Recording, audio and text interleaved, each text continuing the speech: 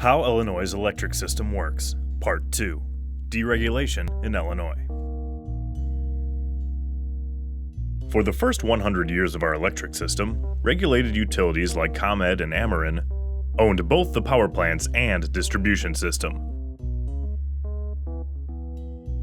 Regulated utilities passed costs on to consumers, including a guaranteed profit which was a percentage of what they spent.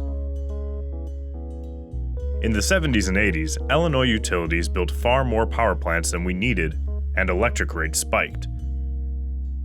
Tired of high electric rates, large business users started pushing for deregulation in the 80s and 90s. The idea behind deregulation was that if we got the utilities out of the power plant business, then private power generators could compete to sell electricity, leading to lower prices. Utilities supported deregulation too, because they thought an open market would help their business.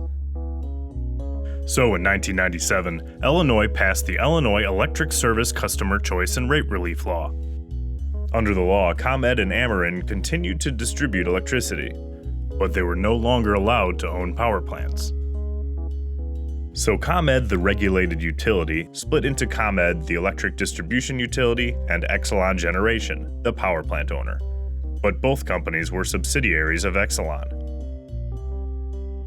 Ameren split into the electric utility Ameren, Illinois, and other subsidiaries that owned power plants. And again, these companies were both part of a parent company called Ameren. This way, electric generators and distribution utilities were technically separate companies, but were both still owned by the same entity. The Electric Customer Choice Act kept electric rates capped for residential consumers until 2007, and required residential customers to stay with their utility for 10 years. But then in 2007, rate caps expired and ComEd and Ameren began buying power through a new procurement process called reverse auction. The process caused rates to explode, and people were understandably angry.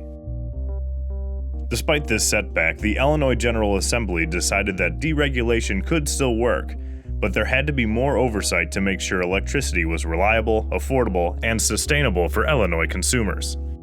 To achieve that, the state passed the Electric Rate Relief Law in 2007, which regulated how utilities could buy power, established state standards for renewable energy and energy efficiency, and created the Illinois Power Agency, or IPA. The IPA's job is to negotiate better prices for Illinois consumers who have not chosen their own electricity supplier. So far, it's worked pretty well. Electric costs for ComEd and Ameren, while higher, have remained relatively affordable since the IPA took over.